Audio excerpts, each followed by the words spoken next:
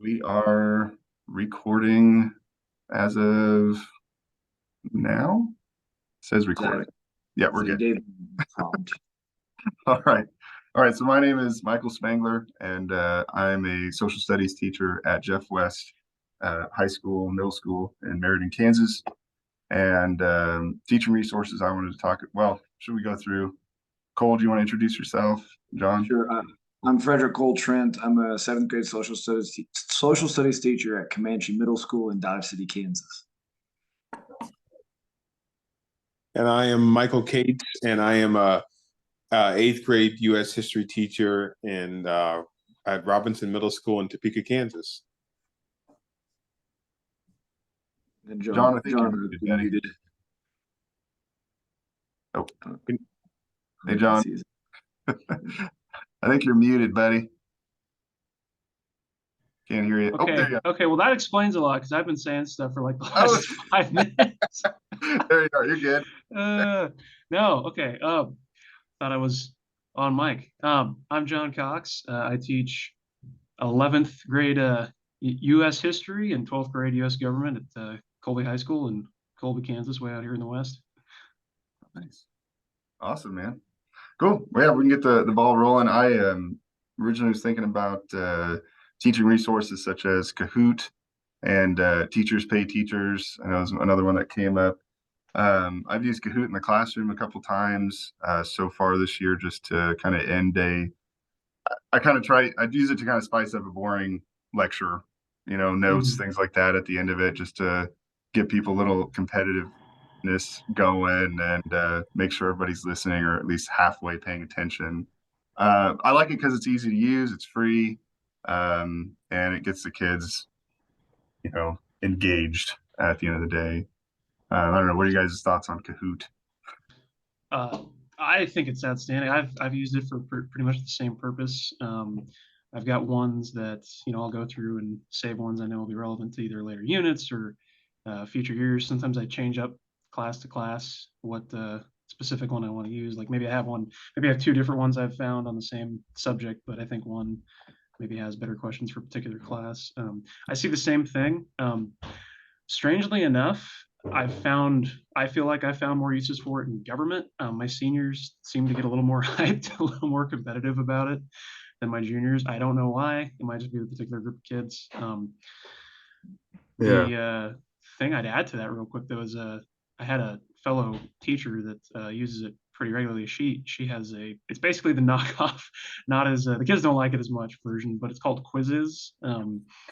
And what I like about quizzes is I can make multiple choice questions with it. Where Kahoot, unless I want to pay for it, kind of limits my use. Oh, I got you.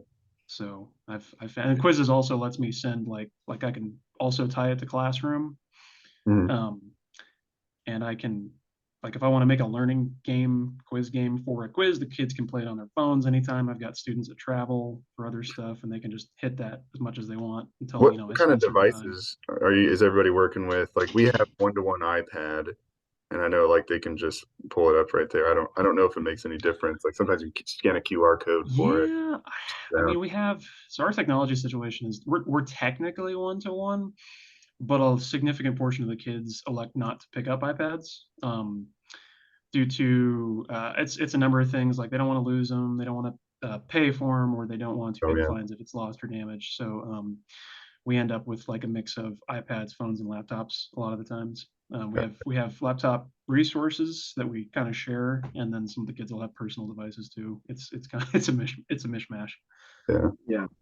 We're kind of the similar thing, I guess. We're supposed to be one to one with laptops, but we're to the point in the year now where our technology department probably doesn't have quite enough people working on it to fix a few hundred laptops every quarter.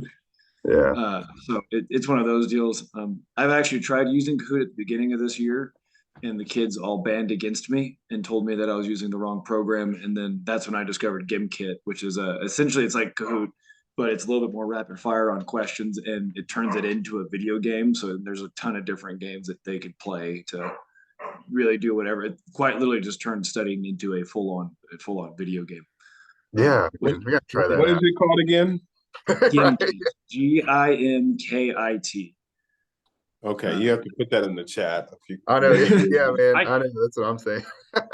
I've got it written down. I've tried to look into it. I've just been so distracted, but I if I believe can me. get that down, it's gonna be a hit. Yeah, dude. That's all That these sounds kids want to awesome. do. Yeah, man. I have used Kahoot. I use it sparingly. I don't. I mean, when I was teaching high school, I used it. I don't think I've used maybe once or twice this past year in middle school. Not to say that it's not useful or it's but I just I just haven't found the time to use it. And um yeah, but I'm not adverse to using it. I just it's just not it's not one of my go-to things. But we everybody has laptops, everybody has computers in my school. It's pretty. The only big thing that we're dealing with is that students were notoriously not charging them and not bringing them. So Oh, yeah. we just recently got some charging packs where now we can charge up to 6 Chromebooks all at once. So that we're eliminating that whole excuse. I don't have a charger kind of thing. Yeah, that's the biggest problem right there with Kahoot or any of these games. Like, yeah, we run into that all the time. Like, I don't have a charge, nothing like that. It's just, and then what do you do with that child? Like, okay, pair up with somebody, and then Yeah. the other kids want to pair up, you know. But I should say real quick, Michael, my son is actually in first grade at Meadows, so he's gonna be set up to go to Robinson here. Uh, so sorry, I can't. What'd you say? I said, "Oh, that's cool." Yeah, man, I know. Yeah, do you work with Clark Boatwright, by the way? Yeah, I do. Clark teaches 6th grade. I teach 8th grade. So yeah, I work with Clark a lot. Yeah. Cool, Mhm. man. I graduated Washburn with him. Sorry, little sidebar. Yeah, he's a really great guy. We're supposed to be trying to do a Young Life together, but I don't know if that's ever going to happen. Oh, nice, nice. Yeah, awesome, cool, man. Yeah, sorry, I just wanted to shout out there. The other one I wanted to talk about. Well, we should probably keep going here. We got about 10 minutes in. The teachers pay teachers. Just want to do a little shout out to that. That's saved me a couple times when little last minute. I mean, so far already where I'm like, I don't know if this lesson isn't really that good. Maybe I can spice it up a little bit. And I've actually used it probably once so far this year. I mean, not much, but it's just to kind of, I don't know, a little in addition to what I'm doing. My school doesn't really have, it's smaller, so they kind of put all the curriculum, everything on us. And so I have like what the previous teacher did, but sometimes it's a little dry, or maybe they did something that they didn't leave me. So I'm like, I don't know. I feel like I could do something else this day, but I don't really have the time to think of anything. And so I'll just do a quick search. I'm like, oh, that's a great idea. And it costs like $1 or $2, something like that. I use it, and here's the thing that I was told when I first became a teacher. It's like bag, borrow, and steal if you have to. Right. Um, that's kind of the. I mean, even when I was a museum educator, that was kind of the idea. So it was this idea that you just need to, I mean, get the resource in to get the best lesson possible. So I've used it. I haven't used it a whole lot, but I do feel like it's worthwhile. And some of the stuff is not, and you run the risk of getting stuff that you really don't want or is not useful. Yeah. But one of the things that I did was I don't know if you guys ever heard of Donors Choose. Mm-mm. Okay, Nope. Donors Choose is this platform for teachers where if you're, let's say, for example, if you're trying to get something funded, or if you're trying to maybe get some whiteboards in your classroom, or trying to get even they have teachers pay teachers resources on there let's say if you don't want to pay out of pocket on a lesson plan or something, then you just can put down what you need in regards to Donors Choose Donors of why you need it, especially if you're in an area that's unrepresented or free and reduced, or any of those things that say your students are in need. Uh, they will provide you somebody will go out and try and fund your program.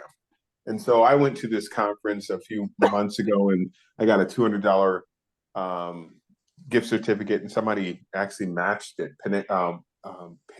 What's that Chinese food place? I can't remember the name of it. I should know this, but they matched it, and so I got money do lesson plans and stuff like that. So it's just, and I'm also going to be doing one for snacks for my kids. But I mean, that's kind of off topic, but I thought about that because it's called Donors Choose Donors. Is it the Chinese place next to Robinson? No, Hunam? it's a national one. It's Oh, that national one, Panda something. Panda oh, Panda Express. Express. Yeah. Panda Express. Yeah, Panda Express. I never heard of that. Yeah, I got that Donors Choose pulled up. That's pretty cool. Yeah. So, Yeah, yeah, check it Donors out. Choose Donors. Excellent resource. I mean, there's staples you can look into. There's art projects, and there's art supplies that you can get. There's classroom materials that you can get. So if you're in a school district where you're running low and don't have a lot of resources, it's a good way to say, hey, this is what my need is, and then trying to get it funded. Nice. Yeah, no, I just rolling back towards teachers, paid teachers. I've enjoyed a lot of the stuff. I've used it a couple of times just because USD 443 is a gigantic district, but we just did a huge like curriculum change here recently, and it's kind of like what you were saying. A lot of the stuff we have is super dry. Like it's like, hey, you got a textbook and you got a Right. workbook. Right. That's it. It's like, okay, we gotta get these kids like enjoying it and active, and like I can't just turn them to a book or something basic all the time. Yeah. I will say that there are some things on there that the way they're labeled is like, I guess grade wise, I'm kind of like, man, I don't know what seventh graders reading this, because this is like way higher level than I would have Yeah. thought that a seventh grader was. Yeah, I've totally seen that before. I've also had a handful of them where like they kind of slip in links into stuff to like go back to their store, and so like I'm trying to give this out, and then I have kids like, why? Like I clicked this link and now I'm on this page. I'm like, okay, Oh, that's weird. It's like I think I've it must seen have been like a misplaced link or something because it was on the worksheet itself. I was like, why would you put it there? But I don't know. Yeah, no, I mean I've used it a few times. I kind of feel like I go in cycles with it. I've really actually found some pretty decent. I mean, even if it's a small, like 1 or 2, 3 day project for my government classes, I feel like I found a lot more like civics related stuff. And I've actually found some stuff that's been really really solid. I think we had one where I mean, it's a high school government class, so 95% of the time, we're sitting in the classroom, even if it's a more interesting day. But I had the kids out shooting hoops for an interest group project that I probably wouldn't have thought of on my own, but that was a big hit. So once in a while, there's a diamond in the rough there. Yeah. Yeah. I didn't even think about that external links not working or like paywalls through Teachers Pay Teachers. I'm gonna have to look out for that, man. That's I So what usually look happens for the on free stuff. I'm cheap. man. All right. Anybody wanna go next? I guess so. I guess I've talked a little bit about GimKit. Just to kind of, I think I've talked to both of you a little bit about it now. But it's quite little. You just put in your questions. I paid for the premium. Or I guess first our district paid for the premium, or paid for like a whole building to have it. It ran out recently, so I just went ahead and got it because the kids actually enjoyed doing it. They're all about it. It is a little bit of a risky thing because there's some made kits or like question sets where all the answers are right, and so they just have to sit there and spam click so they could play the game portion of it. And so you have to like make sure that they're actually playing with you and the rest of the class and not doing their own thing. And the other one, we've been trying to kind of incorporate and like mix ELA and social studies together, as well as like science and math together, so they kind of see that they see things more than once per day. And so we use a website called News ELA, and it's really nice because it's all like, at least for me, it's middle school friendly link. There are articles. I mean, and they have stuff from like that are really super like in depth. Like, hey, this is about ancient Egypt, all the way to like, hey, there's a kid in New York that figured out how to make an energy generator from these few things. And so you could I would typically pick out 4 different ones and say you could pick whichever one you want to do. And it's kind of a bell work. Kids can get it done in 10 minutes pretty easily. You get them reading, you get them interested in what they're doing. It's really nice for accommodations too, because it has like deal where it will read it all out loud to them, and so they don't have, if they're struggle to read or they don't read very well, or they just get stuck on certain things, they get to get it read out loud to them. It's actually really nice. I've enjoyed it a lot. I have not paid for the premium on that. I typically just have the kids take the quiz and then screenshot it just to submit it in, which might be cheating, but Oh, so there is a pay. How did that work? Run that by me again. so you can like set up a free account and all that stuff, like, and assign it out to the kids. Now they will not give you, like, basically I have all my kids in a Google Classroom, and so when I assign it through Google Classroom, it'll take all the students that are currently in that class, and then they'll send it over and they could take the quiz and read the articles, but they will not tell me the results of their quiz unless I pay for it. And it will not tell me, like, hey, how much time did they spend on this article? Is there like a specific word that they believe that was getting stuck on, that type of thing? But it will give them their results. And so I just typically have them screenshot their screen, and then it's like just on Google Classroom where they went into the link, they just submit it there. And that's where you can see, like, oh, they got 3 out of 4 or whatever it might be. Okay, that's cool. So for me, it's I don't know if you guys, and I've used Newsella. Our district pays for it, so it is a useful. Especially one of the things that it is really cool that it does. If your student is reading at a certain level, and a lot of our students read at a very low level, it'll actually meet them at the level that they're reading in, and so that is really kind of cool that you're able to actually, or you can actually set it to a certain reading level for all your students, and then some of the students who want to read at a higher level, they can change it. And so, but here's another really neat thing is you can assign the quizzes. And so our district pays for it. We've been using that for a long time.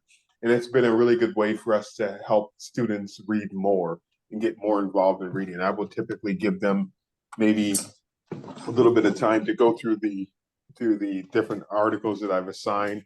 And then I will probably do a pair share with them and have them pair up and talk about the article, and then talk about what they've learned. And so that's been really useful. But the resource that I would like to talk about is, I don't know if you guys ever used Pear Deck. Okay, Pear Deck the company's out of where I'm from.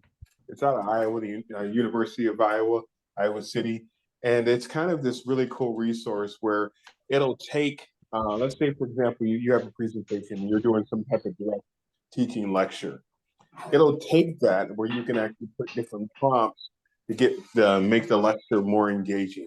And so it'll start, let's say for example, start off, you can put how you can, and again, here's the thing that's able to be done, that the students all kind of tie into this whatever you've set. So they get on their computers, everybody's pretty much set up in the same way, and then they can put how they're feeling today, and then they could go through.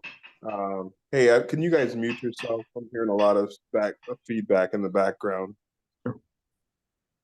Then we can go through and do the direct teaching. So you're doing direct teaching, and then you can put, say for example, what do you feel about this article? Or you can pair up with another person and talk about or discuss what's going on here. And so there's all kinds of really cool prompts that you can put in there. There's even a contrast and compare. There's you can ask them to think more critically about a topic. And so there's a myriad of things that you can do to make it more collaborative and make it more exciting for the students. And then what the cool thing is, the students see each other's answers, and they'll see, like you can ask them a question about, hey, what are some of the causes of World War I? And the students will type in, and they'll get to see, and you can look at their responses. And I think you can even look at who's doing what. And if people aren't on task, you can actually kick them out of the session and different things like that. So it's a really cool resource, and I recommend it, especially if you do a lot of direct teaching. My school district has pulled away from having our teachers do a little bit doing as much direct teaching, but a lot of teachers, especially the older teachers, still do a lot of direct teaching. But it's a really cool way. But it's called Pear Deck. How do you spell that? Peardeck. It's an add-on. Like, say, for example, if you have a Google Docs, it's a add-on. If you haven't, my district again pays for it. You can pay for it individually, or you can ask your school if they buy it for you. But it's a really cool resource. Let me see if I can find it here and share it with you. Do I have share screen ability? Maybe not. Well, I'll put it in the. But here's what I'll do. I'll send out a resource list when we're done here. I'm not the best trying to do stuff on my phone in the chat. Let's put it that way.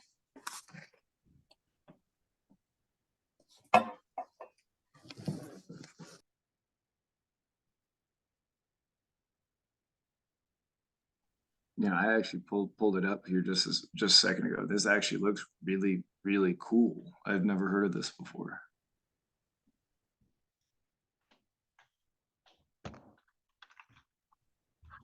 I've got to pull it up here too, man. Thanks, Michael. I should also let you guys know, I just got a reminder that I've only got on a free Zoom discussion, I've only got 30 minutes of recording time. It says we need to do 40 minutes in duration. I'm sorry, guys. Let me figure this out real quick. Let's keep talking. Okay. Oh, that's fine.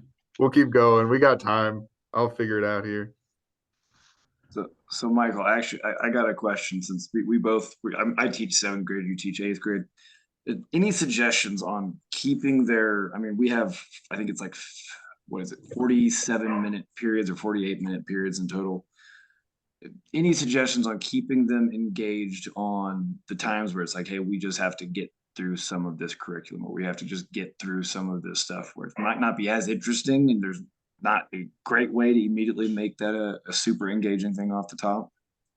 Yeah, I try to make things as hands-on and as collaborative as possible. I don't give them very much time to, and I try to structure everything. I mean, from the minute they walk in, I mean, they know that I get upset if they're not on task I'm, of course, I'm standing in the hallway. If I turn around and I come back in the classroom and they're not on task, they don't have the Chromebook open, they're not doing what I asked them to do for the bell work, then it's we're already started off wrong. And so that structure, and then also as much collaboration as you can do, as much trying to turn it into a hands-on activity. For example, we just did a whole thing on the Gold Rush where I did this whole it was kind of a storyline where they were frontier people and they were traveling out west, and it was something that was engaging. And then they finally got to San Francisco and they had to pan for gold. And in the meantime, they were encountering Native Americans. So it was just really hands-on, really something that was engaging to them. But I also those check-ins, those check for understandings, periodically going through, because that snaps them back. Because once and you don't have to do anything long, you just say, hey, I got an exit ticket. What do you guys think about this? What do you think about that? And then they have to fill that out. And so using that technology, which they're so in love with, against them in a lot of ways, but some of the kids say, of course, I don't have my Chromebook and whatnot. I don't know about you guys. My high schoolers, they used to be able to use their phone. My middle schoolers, we pretty much banned all phones, but just really keeping it structured, making sure that they understand everything that's going on, and then is making sure it's as hands-on possible. Now I know that that's easier said than done, but I would invest the time at the end of the week, and really decide how's my lesson going to look for that next upcoming week, and what are some of the things that are going to be the best topics to look at and the most engaging things, and focus on those things, and trying to create some type of hands-on activity, an activity that really drives their reading and their writing is also something that's really important in my district. And I'm talking a lot. Sorry about that. No, you're good. You're good. I good info. appreciate it. I was wondering about cell phones in the middle school. We recently did away with cell phones in our middle school as of last year. Mhm. Yeah. No, I'm we are glad to have you, Michael. No, and guys, I'm also a field educator with the state of Kansas, and so I do a lot of stuff around Kansas, helping out. And so I'll send you guys a lot of resources because Nathan, what's his Nathan? Nathan is he was a former teacher at Seaman, and there is a group of field educators and lead teachers that we just do programs throughout Kansas. And I actually was doing one 2 weeks ago on Liberia and just different things like that. But I'll send you guys some of the resources that we have as far as assessments and stuff like that. And I was asked to come on board and be a lead field educator last year. And it's been really cool to see how the state operates as compared to my district. So field educator goes, I mean, obviously you go around the whole state and Yeah, exactly. So I literally go around the whole state and just kind of like we were like just there's a help desk sessions, and then there's also sessions depending on what's the focus, and we just help teachers understand resources and understand best practices in the classroom. nice. That's awesome. All right, I did go ahead and purchase Zoom, so we're good to go. We have unlimited minutes just in case anybody's worried. I want to Hey, make sure. I have unlimited anything with my district, so I mean, yeah, I should have thought about that. I could have. No, I used my district's email. I thought I was good. So apparently last year it was unlimited. So something happened this summer.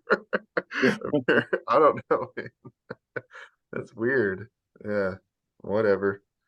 But I think John, did you have any?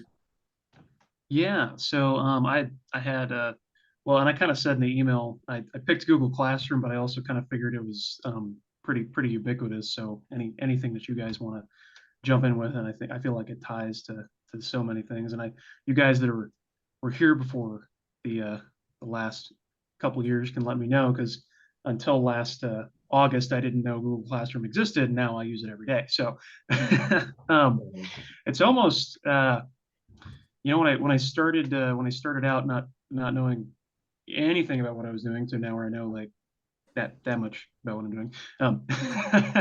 I use it a little bit. I'd use it to post resources. If I wanted to do, I'd occasionally use like tests and quizzes online through a Google form, and sometimes I found that to be an advantage, sometimes not. And I kind of to I think it was your point, Trent, leaning on the textbook for kind of dry but consistent support when that's all you got. I had done that, but this semester I kind of departed from that, and I've really found it to be I feel like I'm better able to use it to have more maybe original, engaging questions than just a dry textbook. I mean, it's kind of my all around. If I want to, I can post material for the kids that want to get more into the content itself, but at the same time, I can just have like a really, basic assignment or post that says, hey, this is what I want you to go through. This is what we need to get through. And also I have a fair amount of kids that are either sick or athletes, or they have some other extracurriculars just where they're gone a lot. And so I guess I also have a question with that. I mean, is this something that's really only appeared within like the last couple of years of changing up how school kind of goes? Mm-hmm. Yeah, we use Schoology. We used Google Classroom right before I came on for years, and then something about I don't know the board where I'm at, just the parents were complaining about Google Classroom giving either too many updates or not enough updates about their kids. And so we switched to Schoology, and it was a big pain in the ass, I guess, when we switched. And so all I know is Schoology, but I hear rumors about how amazing Google Classroom was and the days before Schoology. But yeah, it sounds pretty similar though. Yeah, being able to do all that stuff. I'm sure it is. Yeah. One thing kind of tying into the one-to-one technology point is so we have laptops, and we have Mac populated computer labs for the most part, but we do not, and I would say I think most of our laptops are Apple to some degree, but An option if you have Chromebooks is you can lock out, tabs and stuff for quizzes, and we don't have that option. So I'm kind of cagey about using forums as convenient as they are for bigger assessments or anything like that, even though it's very, very convenient when you can. Hmm. So I My don't know. I thought district one. got, sorry, go ahead. No, go ahead. I think you're actually going to answer what I was going to So ask. my district got a program called Go Guardian, and it attaches to the student's Gmail account. And oh my, this thing is amazing. You can just pull it up. It will show you exactly what's on their computer screen. The unfortunate part is middle schoolers do what middle schoolers do, and on Mhm. TikTok, someone figured out how to block it. So we still are figuring out how to get around that little deal. But the Go Guardian thing is amazing because a lot of the kids, even if every kid's going to get themselves distracted with a computer in front of them every once in a while. So it's really easy if you're taking a quiz or if you're doing anything or they have a project they're working on, you can just slide yourself in and say like, hey, let's get back on task and remove it. And it's great. It's a wonderful that tool. sounds amazing. Yeah. Well, so I think I actually had a cheating issue on a test, and I went to our IT department. I think they said that because I was wondering about that. I kind of figured they had something like that, and I guess there's some, at least for our district, there's some technology hang up there where to let the kids access resources that we need to let them access, we can't control as much as we'd like to, I guess. At least not without a major overhaul, and maybe IT is just not there yet. I don't know. Yeah. We have a Google or Apple Classroom, so we can see everyone's screen. So I can like pick it out and be like, I can pull up my whole classroom. I got like 20 screens on my iPad, and it's pretty clear to see who's not doing. Like, Yeah. hey, Cameron, come on, dude. What are you Mhm. doing? I mean, half the time you can even tell without seeing their screen, but yeah, no, that would be Right, that would be exactly. awesome. Yeah.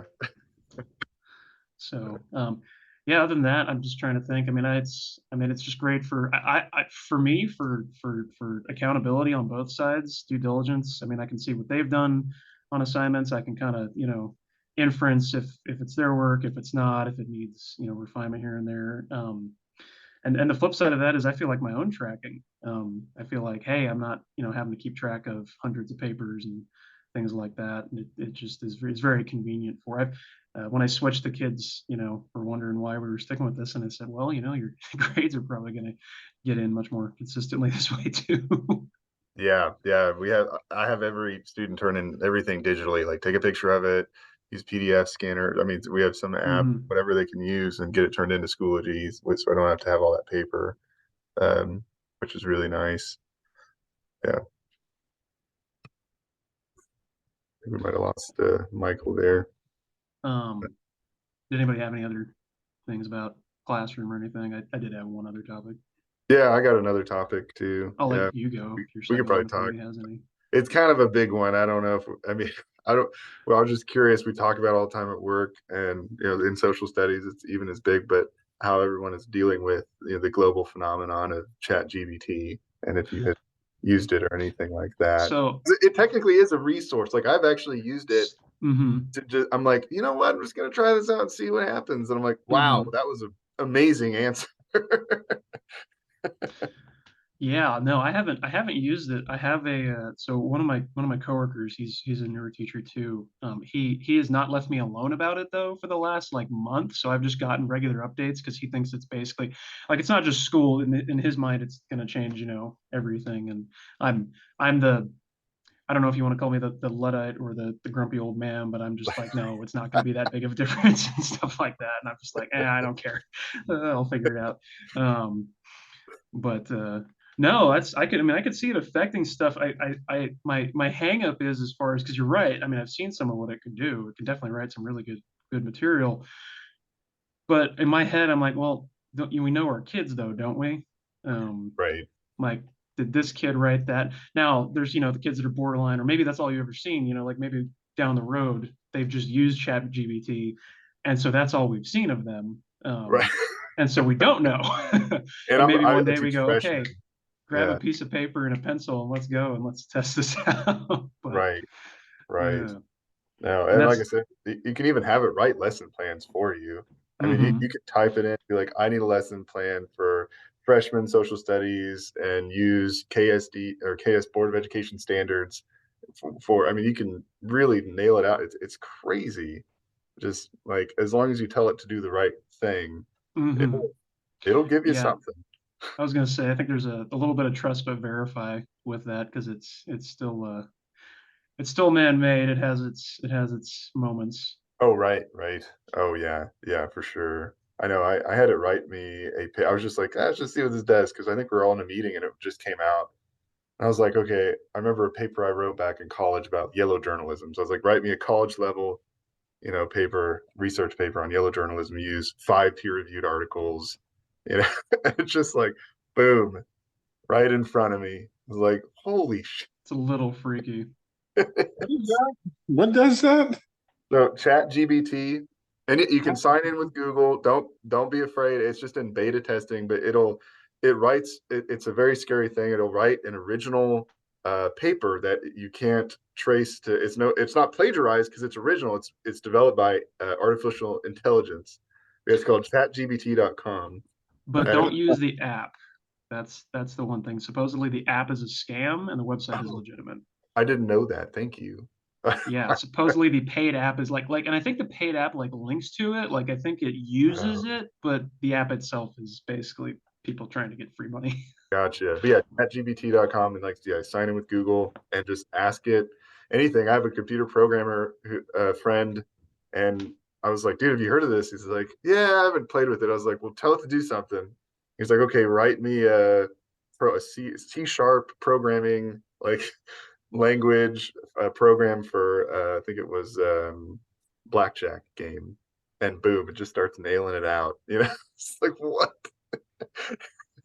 I don't know, man. It's really crazy. But like I said, for That's teaching, crazy. like sometimes if I run into like just a blank, like a brick wall, I'm like, I've got nothing in here. I'll just ask it a random question, like just to see what comes up. So it's Otherwise, called chatGBT.com. GBT, yeah, I can put it up Okay. here. Yeah. Thank Uh, you. I'm sorry for interrupting you. No, you're fine. It's we the ELA department was like all in a huge. I mean, they were like screaming practically down the hall from us when this first Sky's came falling. out. Because actually, I know exactly what happened. Like, kid checked out a book from the library, and they were like, "This is way above your reading level, but the paper you turned in is amazing." And all the things that we use to verify whether or not it's plagiarized, it just said it was original. And we're like, "What the hell is going on?" Like you It's said, we know funny. our students, but try it out, man. Just have it write a paper for you. It's That is bizarre. hilarious. It's bizarre. That's so, and as a resource, and not just for teachers, is what my buddy actually said. He's like, he was saying, I think we're going to get to the point where like it's an expected resource for the kids to use, but we have to find a way to like bring it into the curriculum. Right. I don't know how that's going to Right. happen, but I That's could that's see it. right.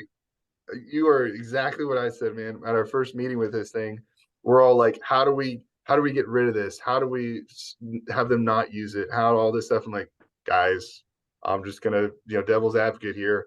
We have to figure out how to live with this thing. It's not clearly not going to go anywhere. This is a big deal. Because your other extreme option is like a no technology, like we're going back to like mid Right. 20th century paper pen only teacher controlled resources. The kids have nothing as far as technology goes, Yeah, man. I mean, and you then gotta learn you how to can't control what they do at home anyways. So right. You gotta learn how to use the tools effectively. And yeah, I mean, it is scary, but at the same time, I mean, yeah, I'm sure it was scary when, yeah, I mean, I remember when Google, anyway, yeah, we could go back to that, like,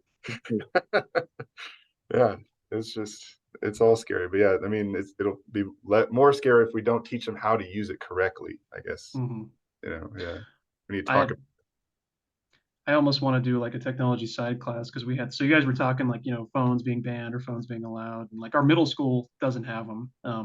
Our high school does, and we kind of like my textbook's all online, so my kids kind of have to have something, and that's usually our stopgap if they don't have anything else. And the but the thing is, like beginning of this last year, there was a big cyberbullying issue on one of the anonymous social media accounts, and I went and sat my kids down, and because they had no idea, like it was just they don't know that people can pull your IP address and know who you really are online, and I'm like, making sure that the kids are literate and understanding what their technology is capable of beyond just surface use, I think might be something. And I don't teach in our technology classes, so I don't know what they get taught. Oh yeah. But that's kind of a concern for me. No, I think you're exactly right. Yeah, man. Like I know in the libraries they have like information literacy courses, but it's almost like technology literacy, like technologically literate. And I remember reading about like we think kids are technology Hmm. natives or digital natives or Hmm. whatever what we call them, and we just assume they know all this stuff. Right. All they know is just a phone or a game. Oh, absolutely. No, that's well, I just in my head, I'm sitting there going, I'm like, how do you guys not realize this? But at least, I don't know about you guys, but I feel like when I was in school, I mean, they would at least teach us some of the stuff, and some of it you just general use knowledge. But if a kid these days isn't interested in programming or software or anything like that, they're just kind of oblivious to it. Yeah. No, I think you're right. It's an odd time for sure. Yeah. And when we Well, were coming, when we were growing up too, I mean, it was so new. I think they're mhm. just gotta, I mean, teach everybody about all this stuff. Well, I think you got hit more with more of the basics, and this is probably, I mean, as convenient as so many of these tools are, we're probably in the most important time for internet and technological security. Yeah. So I don't know. That's yeah. That's outside my wheelhouse. Yeah. No, I think it's good. Good way to end it. Anybody got anything else? Oh, I guess I'll. Oh, go ahead.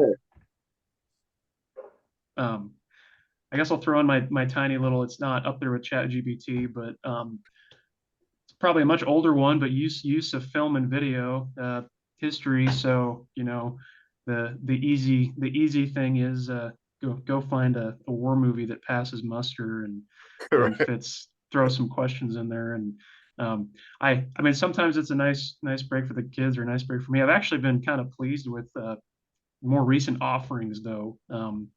I just showed the kids the Midway movie that came out about 4 years ago, and but it's historically accurate. It's not even historical fiction. It's real people being portrayed by actors and stuff like that, and it covers so many events. I can actually go, hey, remember everything I just talked about in Pacific Theater?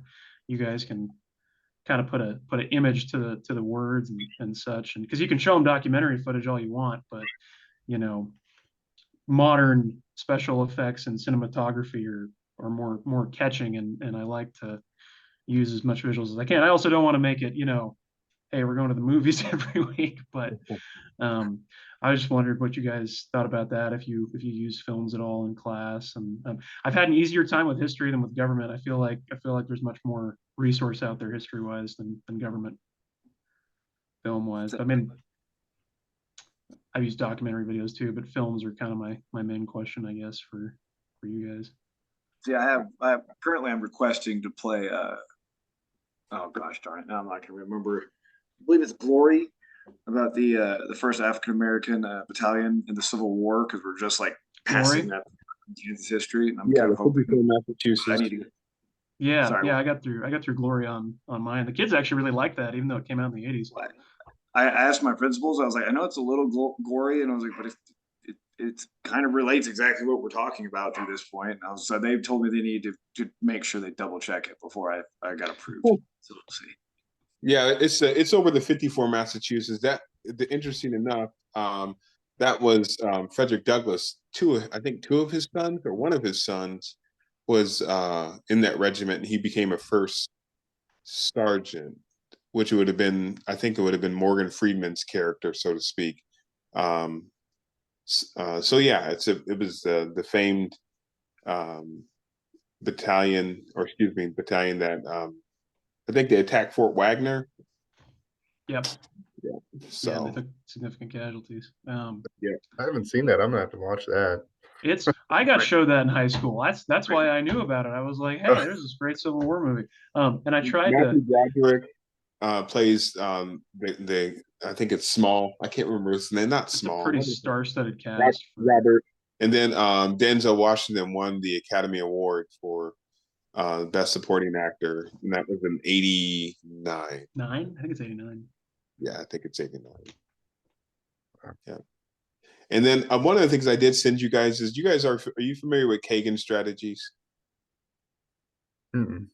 Okay, so going back to your question, Cole, one of the things that how I kind of can keep things moving and kind of keep things engaged, and the collaborative push that really kind of makes it a little bit more effective for students and keeping them on task is some of the Kagan strategies, round robin, time, pair, share, corners. So I sent you guys that stuff too. But I also I'm a former Avid teacher. You guys have Avid in your schools, right? How do you spell it? AVID, Avid. Avid. And Avid focuses on Wicker strategies, reading, writing, organization, inquiry, and then what's the one? Oh, organization. And so those are the different strategies. Have you guys ever heard of a KWL? Have you ever done a KWL? Mm-mm. So at the beginning of the unit, a KWL is like this just kind of help prompt what students. So for example, let's see if you were talking about the Civil War or you're talking about the Civil Rights Movement. The K, you have students write down what do they know, write as many things as you know about the Civil War, or write as many things you know about World War One. And then, the W, what do you want to know? And so this kind of gets them that question based. And you're not going to get, especially with eighth graders, you're not going to be getting a whole lot. But I would just say, hey, prompt them some different things. What do you want to know about? It can be just simple as why was there a world war, or who was involved in the civil rights movement. And so from there, they list those different things down. And as you go through the process of teaching it, you're going back and the kids are you're like, oh yeah. And then at the end, the L, they write down what they've learned. And so it's going back and reinforcing everything that you've taught. And so they can actually say, well, yes, I've learned that Maine is the main reason for war, militarism, what's the word? Imperialism, alliances, and nationalism. So just different things like that kind of help with that. That's cool. Yeah, I'm looking that up right now. And then there's one of the things that we're doing I'm trying to get more question based, and I've been doing a lot of reading on more question based learning and getting students to ask more questions. And I'm really trying to make sure that I'm talking less and students are doing more. So collaborations are a really good way of doing that. And how long have you been at Robinson for, Michael? About a year. This is my first year. And you came from? Yeah, I came from the high school and I was there for 4 years. Were you at Topeka High? No, I was at Highland Park. Highland Park. Okay. So 4 years before there. Yeah, cool, was it 4 years? Yeah, I was 4 years at. So I've been a teacher since 2018. Okay. Nice. And so who's going through the two? Is everybody done with the two transition to teacher program? We're all just getting started. Yeah, we just started in. Oh, yeah. I'm sorry, guys. I didn't realize that. Okay. Yeah. So, hey, listen, word of advice. I can help you with anything. Make sure that you're differentiating your learning, because one of the things that PPAT, that's all they focus on when that writing, that long exhausted writing. And this is being recorded, but it's so true. And then make sure that you have you're really setting up your lesson plans to really showcase what that you're differentiating. I have a hard time saying that word. Your lesson plan, but you're also showcasing how you're actually looking at different strategies of learning. And so I struggled with this program, not because it was a bad program. It was just so much work. And I was always frustrated because I was like, I'm teaching, I got to do this, I got to do that, I got to do this. And so I'm not so much struggling with the content, but just struggled with like, why? There is a wax on, kind of wax off thing that does happen. Maybe your second, third year of teaching where you're like, oh, I remember us talking about this. But it took me a minute to realize what the method behind the madness. So, but I trust me, all that stuff that they're having you do, answering all those questions and getting on and logging on, it is helpful in the end. And but when I was doing it, I struggled. I was like, this is ridiculous. But it felt like busy work. But it does benefit you in the end. But I would definitely make sure that PPAT was no joke. Ooh, gosh. It was like, I mean, I have my master's degree. I mean, in history, and I can tell you that was harder than my master's degree program. Oh man. So Here we I'm go. just being honest. I'm just being very honest. That's fine. I had another teacher warn me about that in my school. Yeah. But and you'd be fine if you understand how you're looking at, like, for example, just even choose a student that you're going to make sure, like, maybe it's a student that's I don't know if you guys have in your district bilingual students, or if you have students that maybe don't speak English, or you have a student that has a disability. What are you doing for that student? And start thinking that way. What am I doing to make sure that student is learning? Because that's something that they're gonna want to know about. And then also just make sure that you're developing strong lesson plans, and you're able to actually walk somebody through your thought process on your lesson plan, why you did this. Another strategy we do is a jigsaw. Have you guys ever heard of jigsaw? No. This is something you could do in your text. Let's say you have you have two students. You give them one, you give them page one, the other student gets page two. And then maybe another student gets page three, page four. And all they have to do is sit down and read that page and take Cornell notes. And so they are reading, they're taking Cornell focus notes. And then what happens is you have other students who are 1, 2, 3, and 4, and they're reading all the same page numbers. So all the ones get together and they talk about what they've learned. And then they write down anything that maybe that one person picked up on one thing, the other person picked up on another thing. And so that fills that out. And then what they do is they get into that's considered the expert group. So the expert group is together and they flush out that page. And then they go back to their tables, and everybody 1, 2, 3, and 4, they sit down and they talk about, okay, this is what's on page 4. So they teach each other what they've read in the book, highlighting key words, making sure that everybody understands it, and everybody's taking notes as a student gives their outline of that page. And then it's page 1, page 2, page 3, page 4. And so it's really a kind of a cool way that kind of keeps kids more engaged, and it kind of cuts down on the teacher being that direct style of teaching that nobody seems to like, but it's all that we see in college, which makes no sense. So yeah, I don't know about you guys, but I mean, direct teaching is considered the bane of my district's existence, and they tell us not to direct teach. And so there's keyword searches. Like, I'll put together a presentation where I give a keyword, and then the kids will have to fill that keyword in.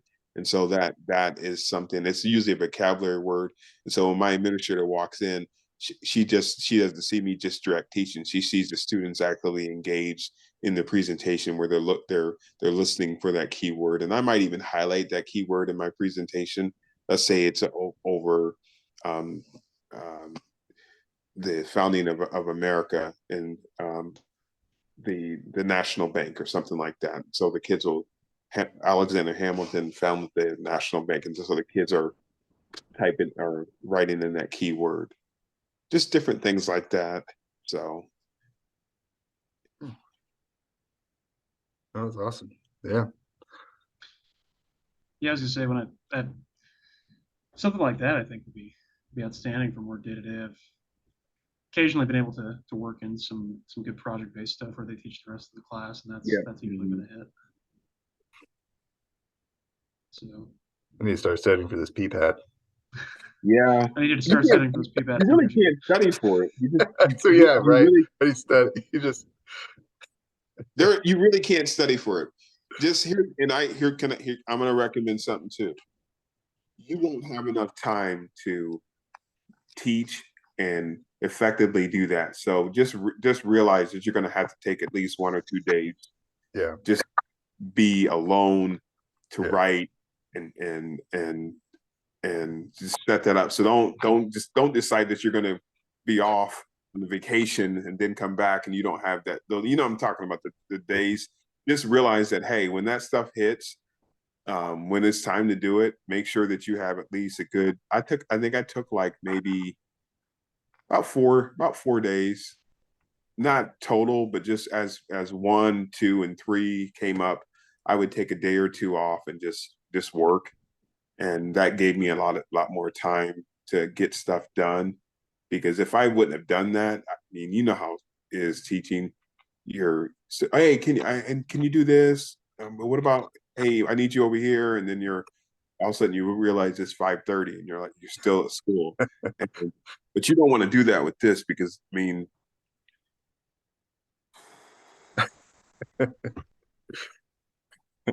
yeah. And Well, I will send you guys some stuff too.